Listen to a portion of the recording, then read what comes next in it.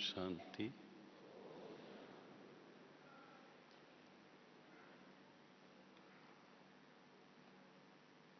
सभी भाई बहनें मौज में हैं, सभी आराम से हैं, सबको जगह मिली है।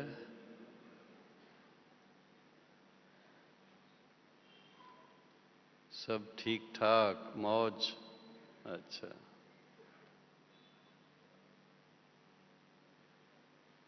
बाबा से मिलन के दिन कम होने के कारण जो पहले अधिक टर्न होते थे अभी कम हुए, लेकिन निश्चय बुद्धि बाबा के बच्चे वो बाबा से मिले बिना रह नहीं सकते। इसलिए सुना है कि थोड़ा संख्या उसी अनुसार आने वालों की बढ़ गई है। फिर भी बाबा का दिल तख्त तो बहुत बड़ा है, सबको समा लेता है।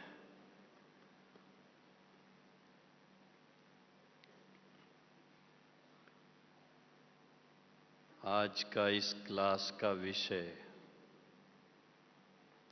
शील बहन ने सुनाया,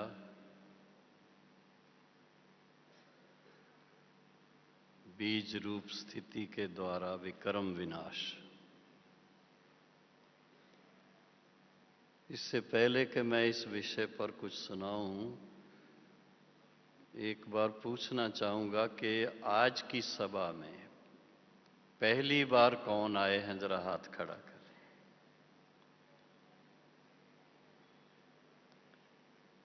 काफी संख्या में भाई बहनें हैं।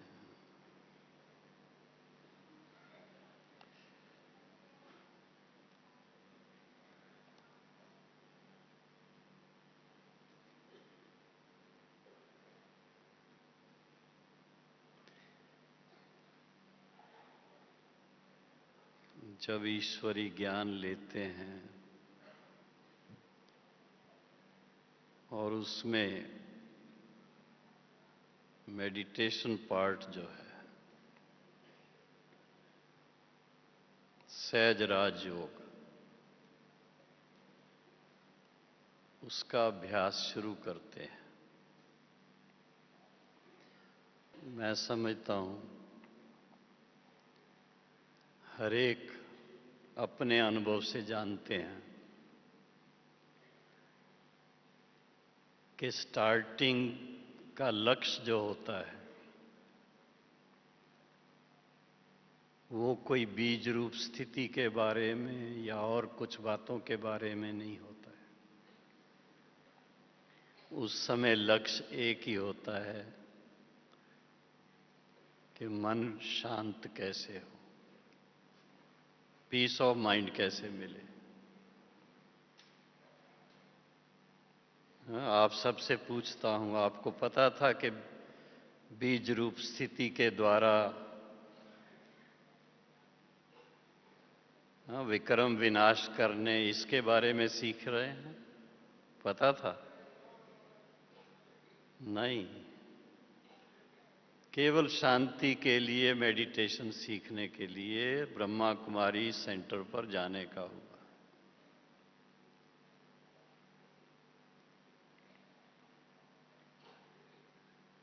लेकिन धीरे धीरे जब पता चलता है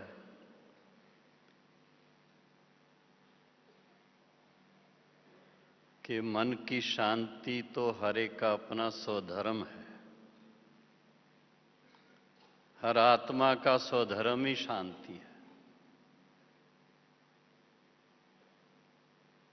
और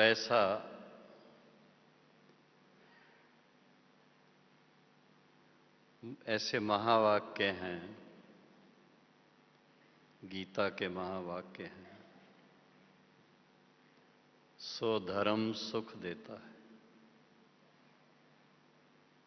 पर धर्म दुख देता है। तो जब पहले पहले ज्ञान मिलता है तो ये स्पष्ट होता है कि वास्तव में हम आत्मा हैं और हमारा सच्चा स्वधर्म है ही शांति।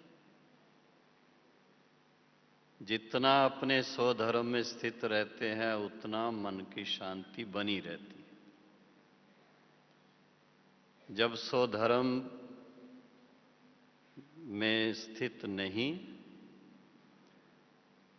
पर धर्म, काया का धर्म, उसमें आ जाते हैं तो संकल्प विकल्प शुरू हो जाते हैं और उसके कारण कभी खुशी कभी गम, एक रस स्थिति नहीं रहती है।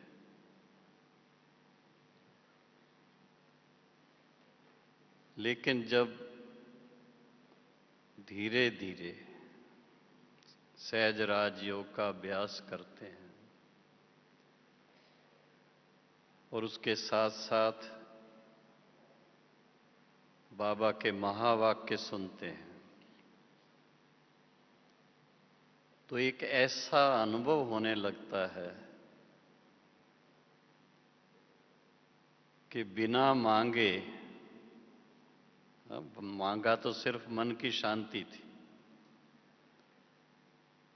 लेकिन मन की शांति के साथ साथ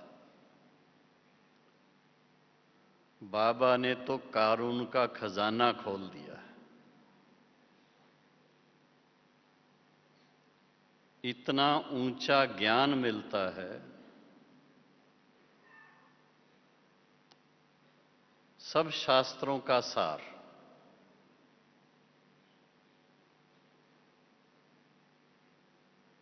क्योंकि शिव बाबा इस धरा पर आकर शास्त्रों का ज्ञान तो नहीं देंगे,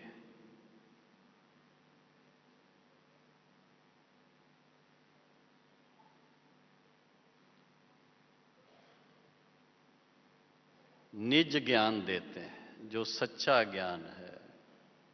रचता और रचना का ज्ञान है वो स्वयं रचता बाप हम बच्चों को देते हैं।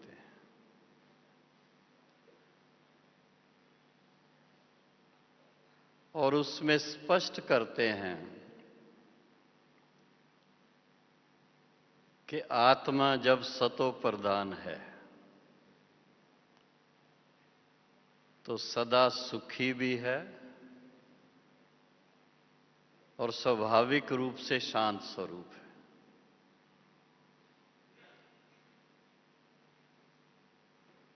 अनेक जन्मों तक, सभी जानते हैं, कम से कम 21 जन्म तक ऐसी स्थिति बनी रहती है।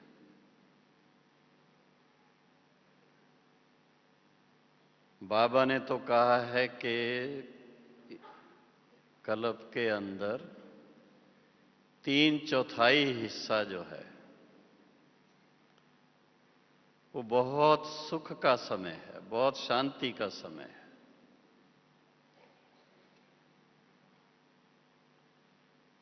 क्योंकि एक धर्म एक राज होने के कारण लड़ाई झगड़े नहीं होते। एक आदि सनातन देवी देवता धर्म,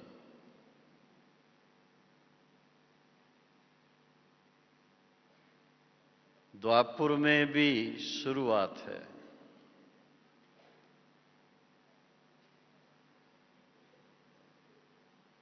लास्ट में आके कलयुग का जो समय है उसमें दुख अशांति धीरे धीरे बढ़ने लगती है।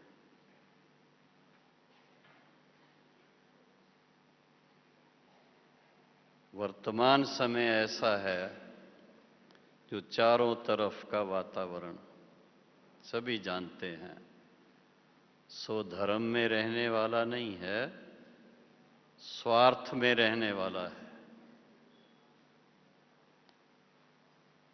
हर कोई अपने स्वार्थ को सिद्ध करने में लगा है और स्वार्थ के कारण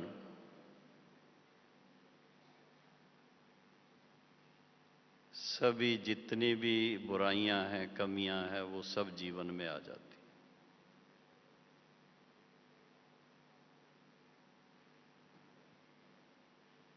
और उसके कारण दुख अशांति हर एक को अनुभव होता है। घर घर की कहानी है, हर आत्मा की कहानी है, जिससे भी बात करो।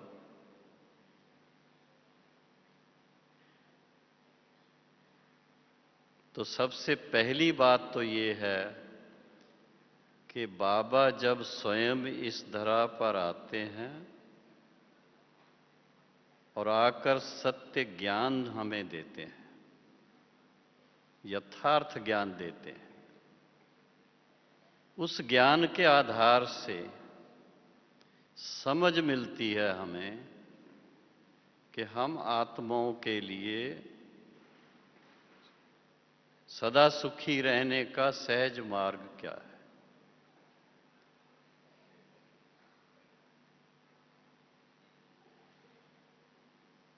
उनकी श्रीमत पर चलने से कैसे फिर से हम अपने अंदर जो कमियां आ गई हैं, कमजोरियां आ गई हैं, बुराइयां आ गई हैं, उनका त्याग कर सकते हैं, उनको मन तक जीत सकते हैं।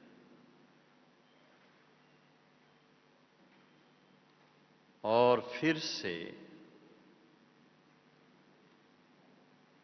ऐसा सच्चा ज्ञान मिल जाता है जिसको धारण करने से हमारे कर्मों में श्रेष्ठता आ जाती है, मन में शांति, जीवन में सच्चा सुख, घर घर फिर से स्वर्ग बन जाए। और उसके साथ में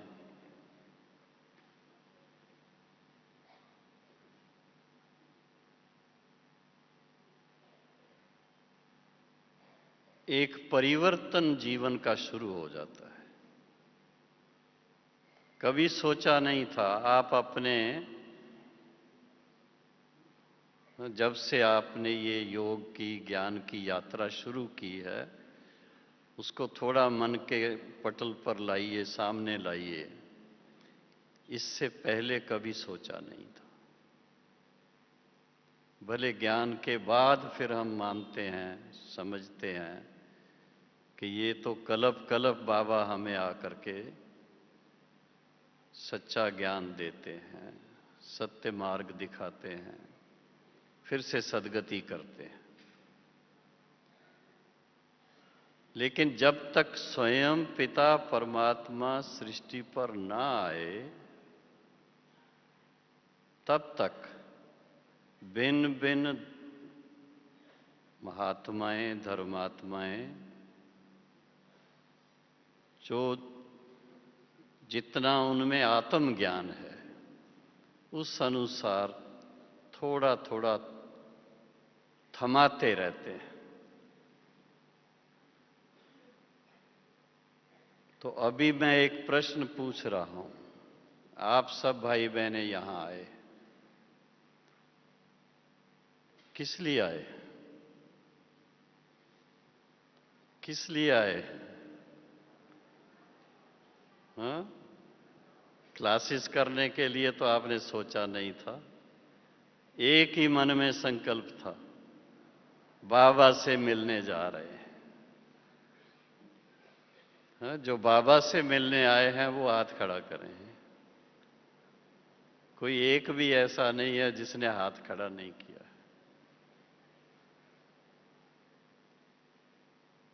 तो बाबा से मिलने आना ही सिद्ध करता है कि आपने बाबा को पहचाना है।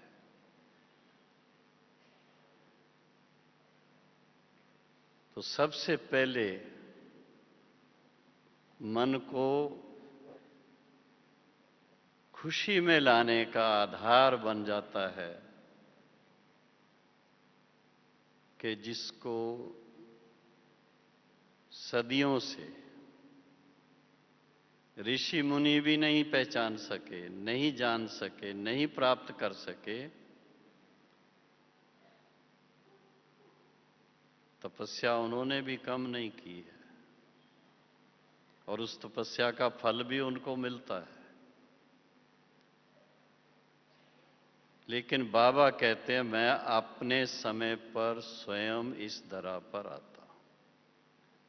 ड्रामा के अंदर वो निश्चित है,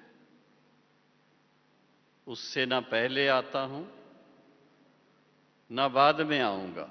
अपना कार्य पूरा करके चला जाऊंगा, सतयुग की स्थापना हो जाएगी, उसके बाद आने की जरूरत नहीं रहेगी। कभी प्यार में आकर के भाई बहने बाबा को निमंत्रण भी दे देते हैं, बाबा आप हमारे साथ सतयुग में आकर के राजगद्दी पर बैठना।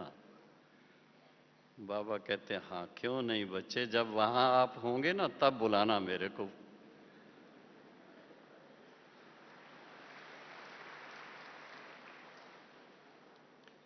क्योंकि बाबा जानता है जैसे ही सतयुग में आप पधारेंगे सब भूल जाएगा। सतयुग में अगर संगम युग की बातें याद आएंगी तो सतयुग का आनंद नहीं रहेगा, खुशी नहीं रहेगी, अतीन्द्रिय सुख का अनुभव नहीं होगा। बड़ा क्लियर बाबा समझाते हैं।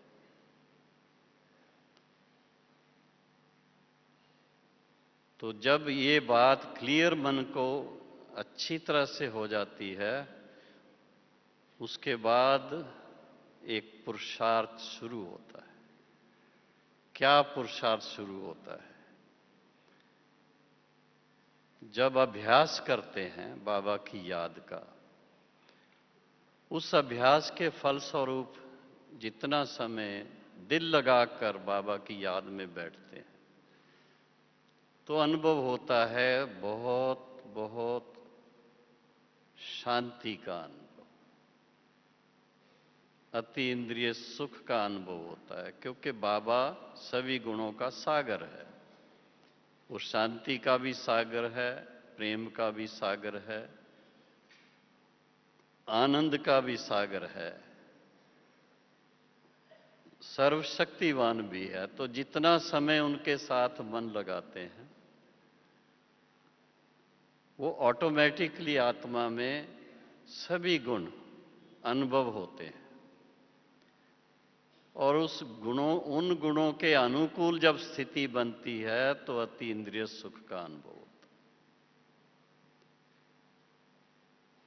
और जितना समय उसका अभ्यास करते हैं वो स्थिति बनी रहती है, उसके फलस्वरूप एक निश्चय होता है जीवन में कि सचमुच बाबा की याद में इतनी शक्ति है। जो हम पहले कोई नकारात्मक कार्य करते थे, गलत काम करते थे, 5 विकारों के वश होकर के कोई ना कोई भूल करते थे, उससे बचने के लिए मन तैयार हो जाता है, हिम्मत आ जाती है। और हिम्मत के साथ साथ फिर निमित्त टीचर्स के द्वारा बाबा वायदा करवाता है। वायदा इसलिए नहीं कराता है कि उनको कुछ फायदा होने वाला है, हम बच्चों को फायदा होना है, उसके लिए कि बाबा के साथ या स्वयं के साथ वायदा करो कि जो बातें मेरे जीवन में दुख देने वाली हैं, जिनसे मैंने स्वयं को भी दुखी किया, परिवार वालों को भी दुखी किया, समाज में भी दुख फैलाया, ऐसी बातों का मैं त्याग करूं। उसका भाव क्या हुआ? 5 विकारों का त्याग। उसके लिए भक्ति मार्ग में हम प्रार्थनाएं करते रहे, चाहे मंदिर में, चाहे गुरुद्वारे में, चाहे चर्च में, चाहे मस्जिद में, कहीं पर भी गए, वो स्थान ऐसा होता है, वहाँ का वायुमंडल ऐसा होता है, व्यक्ति अंदर से फील करता है कि मुझे इन विकारों को छोड़ देना चाहिए। और दिल ही दिल में भगवान से या बोल करके भी कहते हैं, हे भगवान, इन 5 विकारों से हमें छुड़ाओ। इसीलिए कहते हैं छुड़ाओ, क्योंकि जीवन में उनसे दुख ही दुख होता है।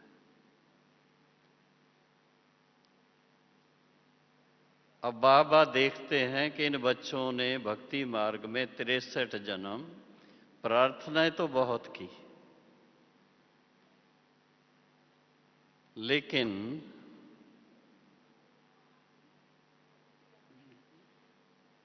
इतने तक इनमें शक्ति नहीं आई जो 5 विकारों का त्याग कर सकते थे। इसके लिए फिर बाबा खास योग का अभ्यास कराते हैं, और वो भी सहज सरल योग, स्वाभाविक योग, जिसको बाबा ने कहा योग भी शब्द ना यूज करो, याद। शिव बाबा को याद करने से उसका बल मिलेगा। जितना याद में रहेंगे, आज की मुरली अनुसार बड़ा एक सीधा सा छोटा सा सेंटेंस था, छोटा सा महावाक्य, आप और बाप, याद है? इतना ही था। आपके मन के पटल पर अगर ये बात बहुत क्लियर आ जाए, आप और बाप, आप कौन हैं, किस रूप में हैं? हाँ? कौन सा रूप है? ज्योति बिंदु स्वरूप। और बाप, उनका स्वरूप क्या है? वो भी ज्योति बिंदु स्वरूप है। तो जब उस स्वरूप में मन टिक जाए, मन के तीसरे नेत्र से वही दिखे, दोनों साथ साथ दिखे,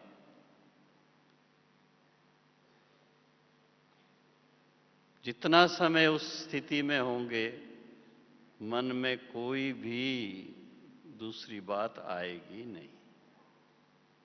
और उसमें भी अगर थोड़ा सा अभ्यास करते समय इस बात की मन में एप्रिसिएशन होती रहे कि मैं कितना सौभाग्यशाली आत्मा हूं। सबसे पहले तो जो चीज इतने संतों को, महात्माओं को, ऋषियों को, मुनियों को जानकारी तक नहीं मिली, नेति नेति करते चले गए, मुझे घर बैठे उस पिता का परिचय सिर्फ नहीं मिला, परिचय के साथ साथ उनका पूरा ज्ञान मिल गया, ज्ञान का सागर मिल गया।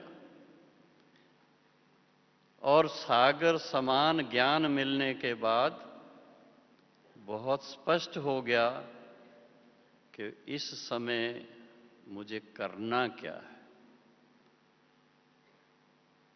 बीती को बीती करना है, पास्ट को बिंदु लगाना है, और आगे के लिए अपना भाग्य बनाना है।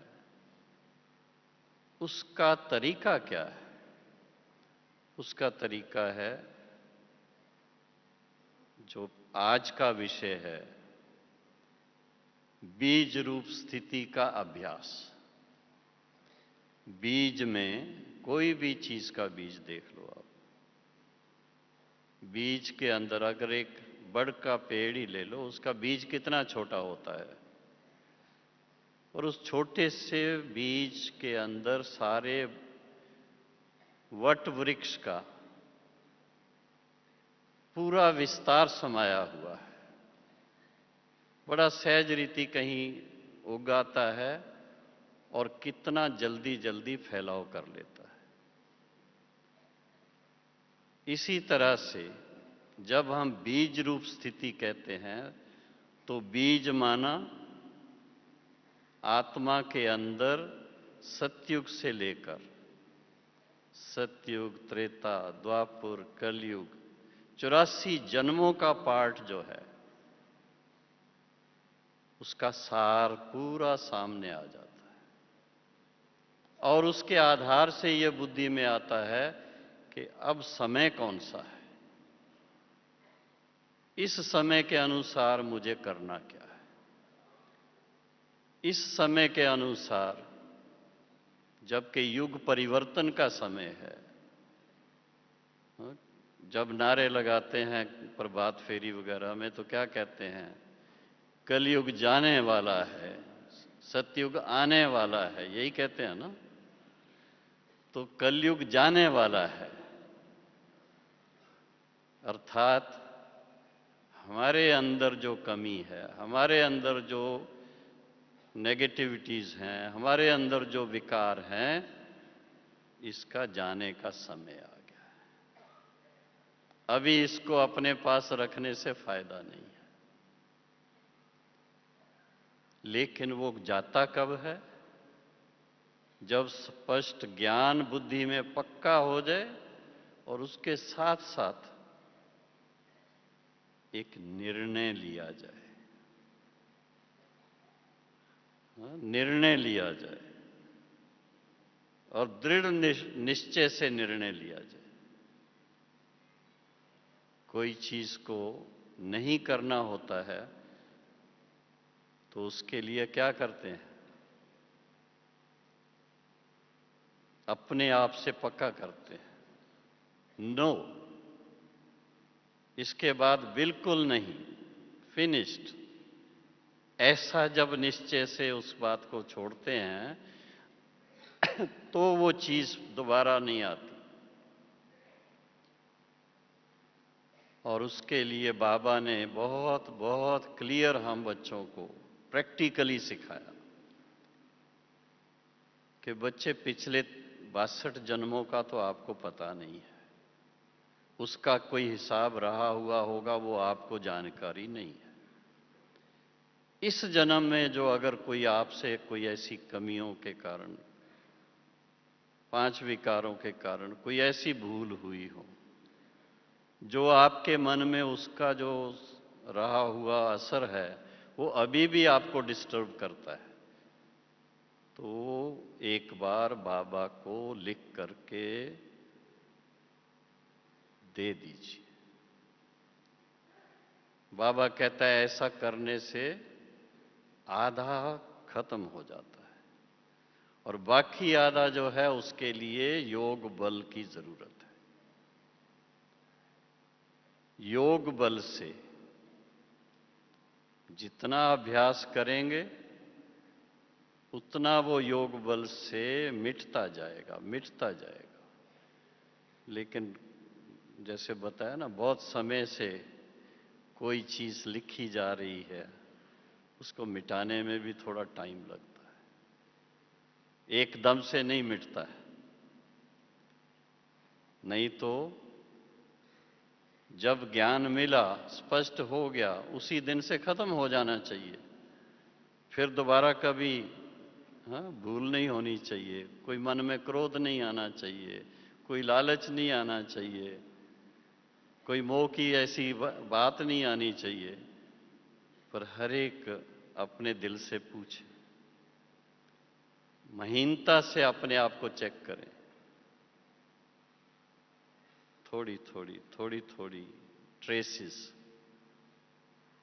थोड़ा थोड़ा अभी तक भी मन में आता है।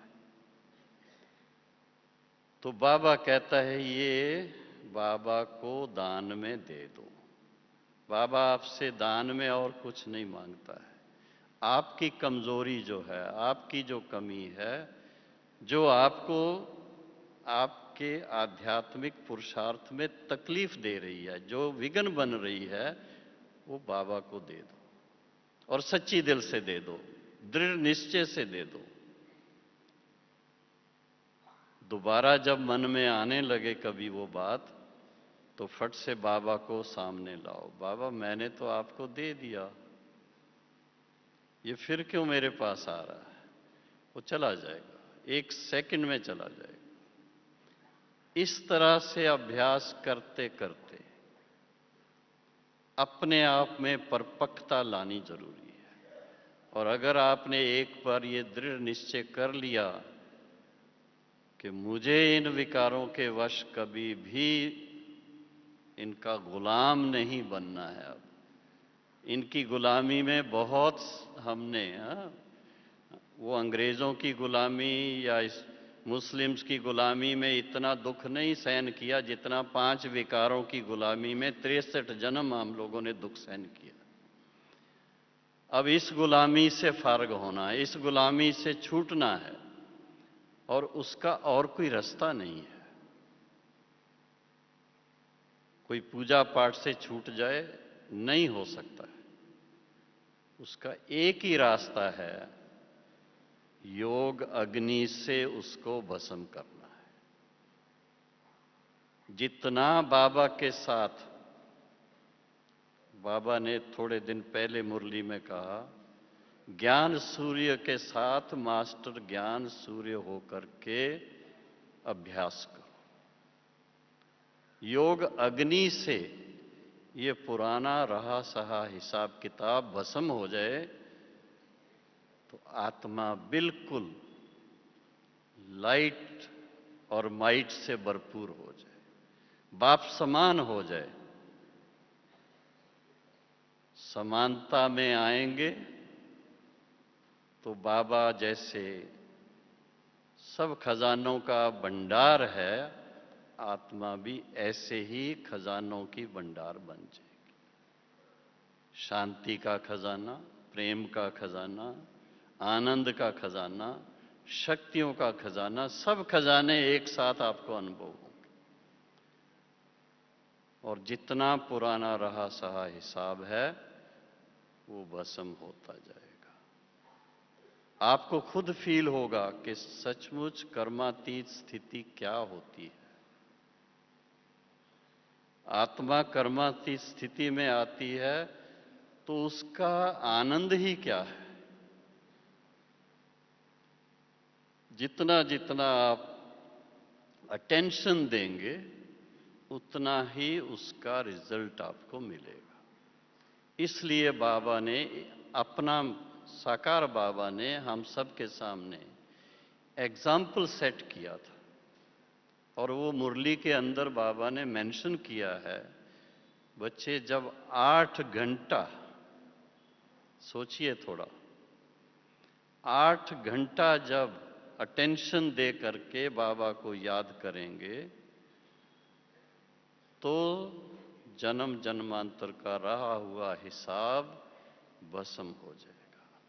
आत्मा बिल्कुल पावन बन जाएगी, कर्मातीत बन जाएगी, बिल्कुल दिव्यता में आ जाएगी, और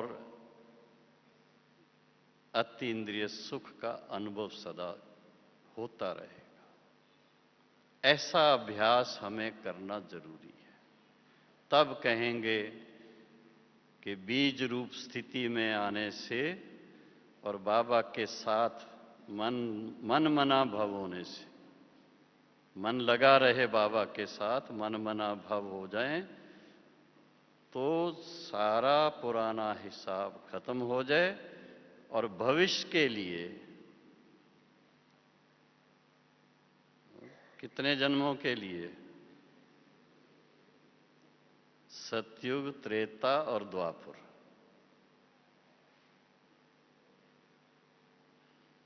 इतने जन्मों के लिए सदा सुखी बनने का बाबा से अपना वर्षा प्राप्त कर लेंगे।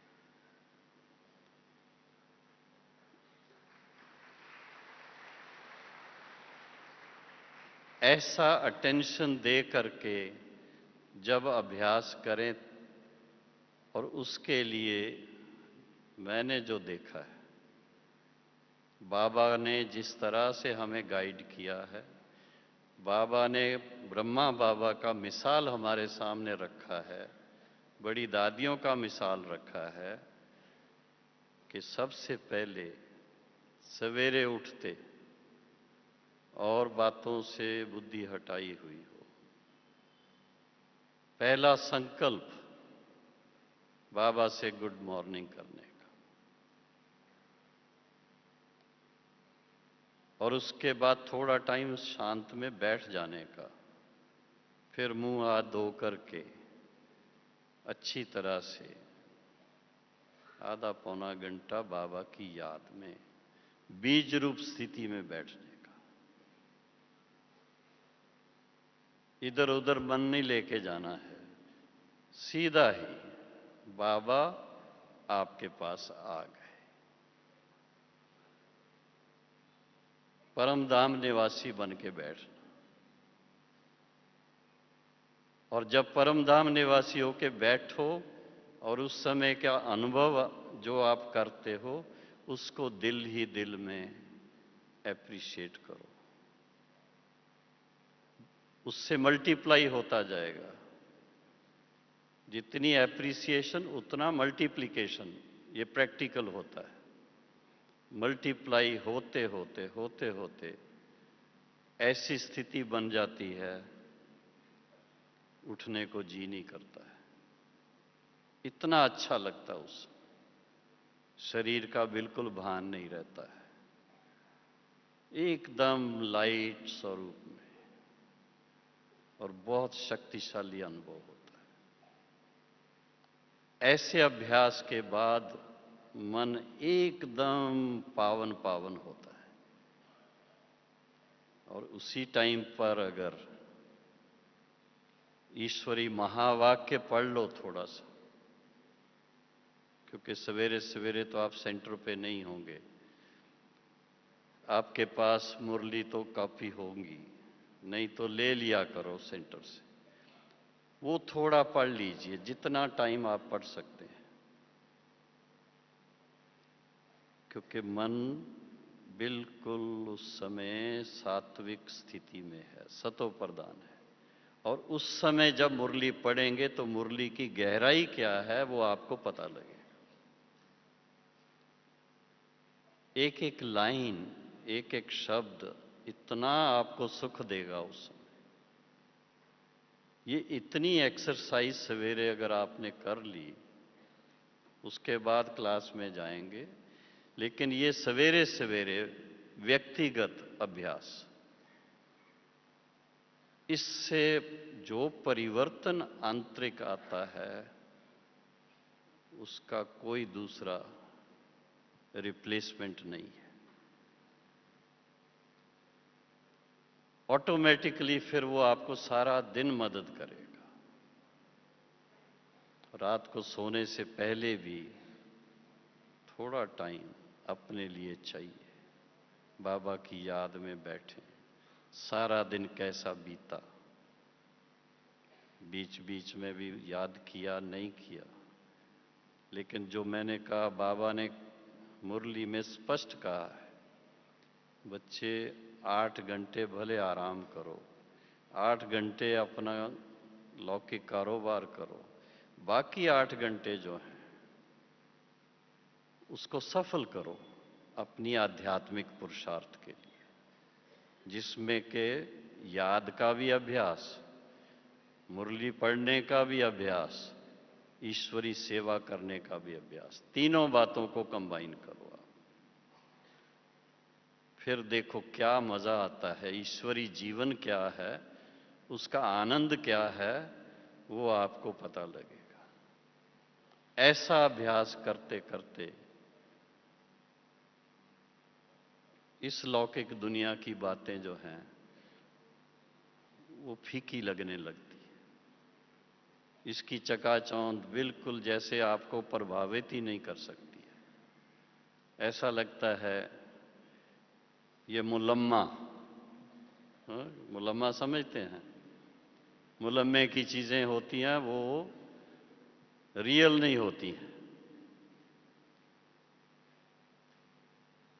तो ऐसे अभ्यास करते करते एक साइड पुरानी दुनिया से वैराग, अगर पुरानी दुनिया का ख्याल करते हैं तो सेवा के ख्याल से, और कुछ नहीं। इसके अंदर कोई रस नहीं है, नीरसता है।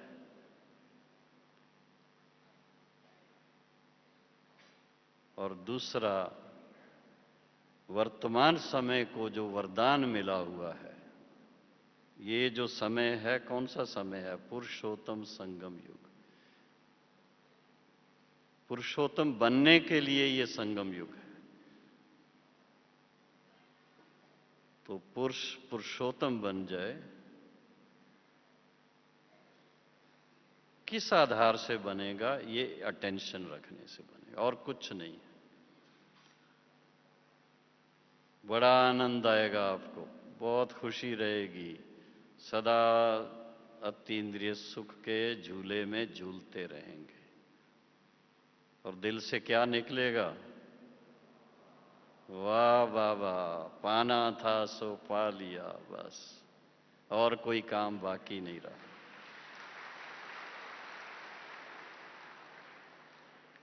ठीक है, और फिर देखो कितना सभी का भाग्य ऊंचा है। करोड़ों आत्माओं में से, अरबों में से सन्मुख मिलन मनाने वाले कितने भाई बहने हैं, और उनमें गिने चुने आप हैं। तो वारे मैं जरा अपनी पीठ भी थपक लो थोड़ी सी। ठीक है, आज शाम को किससे मिलेंगे? बाबा से मिलेंगे, बाप दादा से मिलेंगे, बाप दादा से, अव्यक्त बाप दादा से गुलजार दादी के द्वारा मिलेंगे। ठीक है, उस खुशी में रहना। जिस समय बाबा का अवतरण का समय होता है, उस समय के वायुमंडल को ऑब्जर्व करना, देखना, कितना उस समय का वाइब्रेशन इतना पॉजिटिव, इतना शक्तिशाली हो जाता है। और बाबा के पदरामणि के बाद पिन ड्रॉप साइलेंस होती है। उस समय जितना साइलेंस का अभ्यास आप रखेंगे, उतना आपको समीपता का अनुभव होता रहेगा। तो बाप दादा के मिलन की खुशी की आपको बहुत बहुत बहुत मुबारक हो, मुबारक हो, मुबारक। अभी थोड़ा टाइम क्या करेंगे? थोड़ा सीधे बैठ जाएं। हाँ, सीधा बैठना है। और बाबा की याद में मन ही मन में उड़ना है। पहले सूक्ष्म वतन में चलना है, अव्यक्त बाप दादा के पास, और वहां से फिर परमधाम निवासी बनना है। खूब अच्छी तरह से आत्मा को भरपूर करना है, शक्तिशाली बनाना है, और सचमुच बीज रूप स्थिति में स्थित होकर के बिल्कुल बाप समान स्थिति का अनुभव करना है।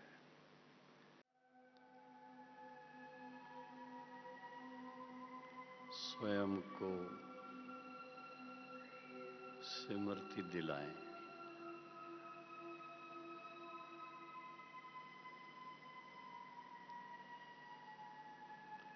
हम बाबा के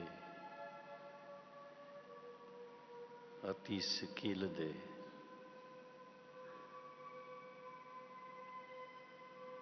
अति लाडले बच्चे,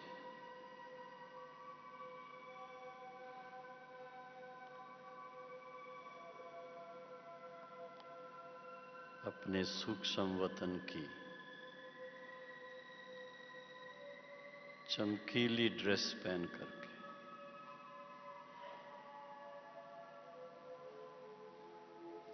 लाइट की ड्रेस,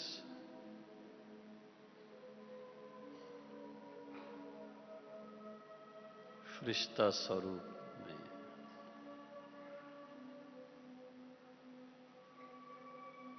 सूक्ष्म वतनवासी,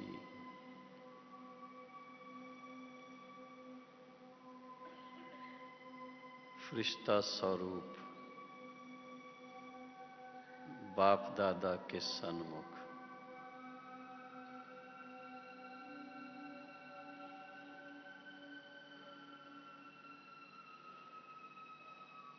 हम बच्चों को देख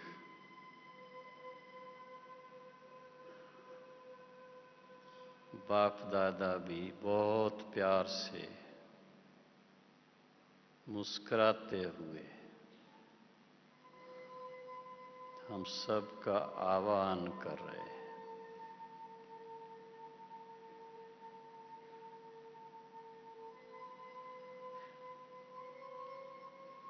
बाबा से नैन मुलाकात करते,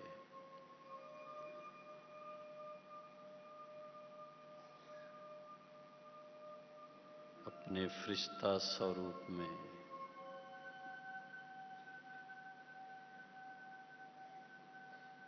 बिल्कुल स्वयं को हल्के लाइट स्वरूप में फील करते हैं। मन भी हल्का,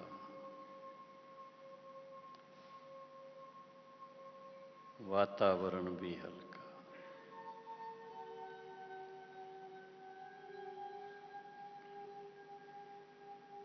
थोड़ा समय के लिए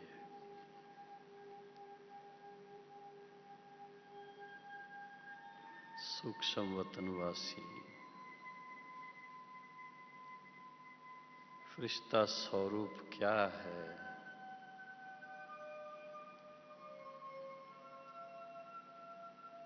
उस स्थिति में क्या फील करते हैं,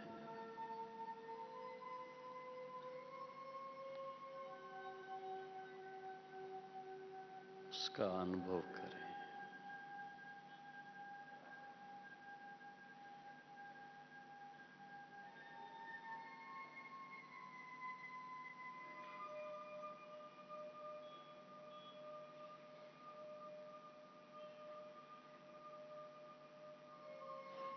बाबा से नैन मुलाकात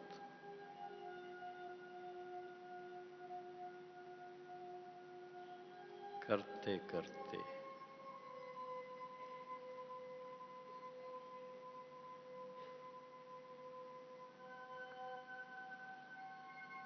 अपने अति सूक्ष्म स्वरूप में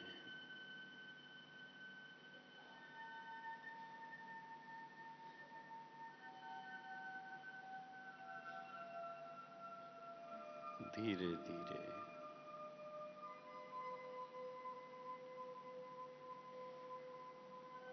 आत्म स्वरूप में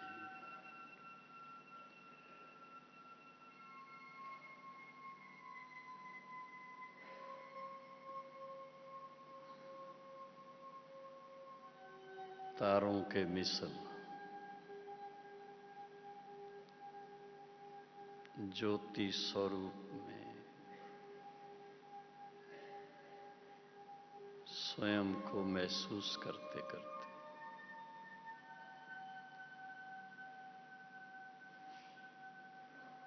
जिस धाम के हम रहने वाले हैं,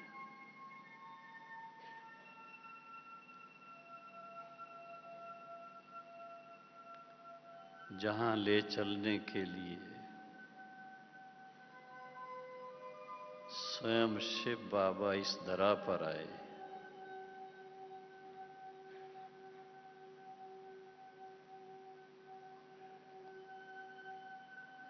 उनके उस परम धाम में हम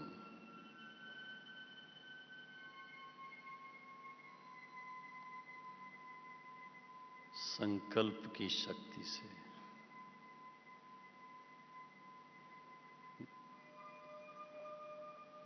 दिव्य तीसरे नेत्र से स्वयं को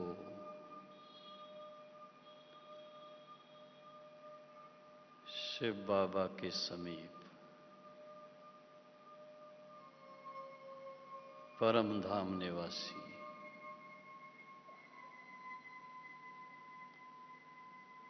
ज्योति स्वरूप बाप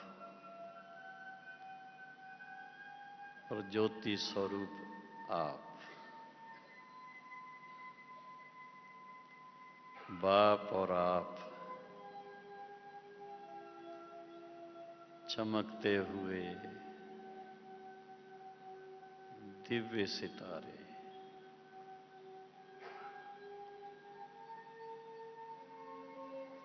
अपने निज स्वरूप में स्थित निज शांत स्वधर्म में स्थित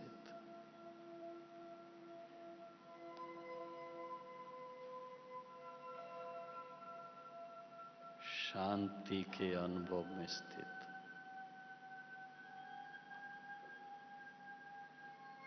शांति धाम में शांत स्वधर्म में शांत स्वरूप में स्थित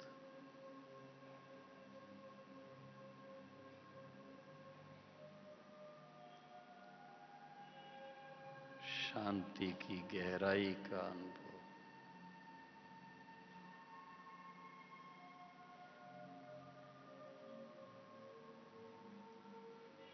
शिव बाबा के लाइट और माइट की किरणें हम बच्चों को भी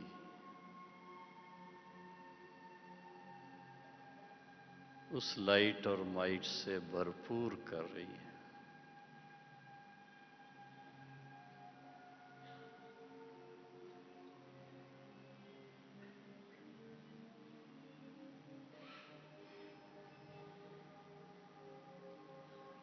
शांत स्वरूप,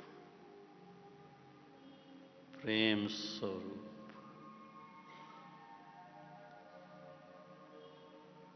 आनंद स्वरूप,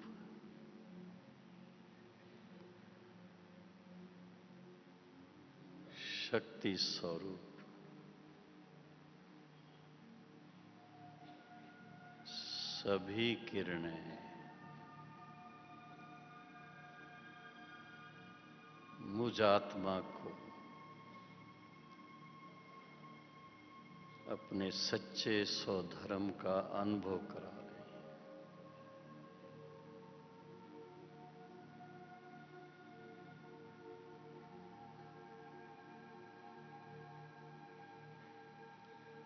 सर्वशक्तिवान बाबा की शक्ति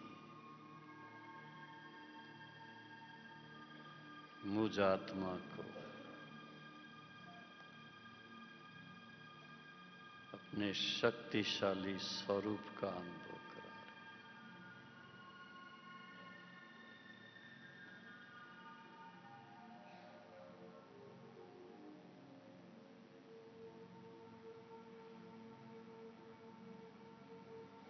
शांत स्वरूप, प्रेम स्वरूप, शक्ति स्वरूप, आनंद स्वरूप,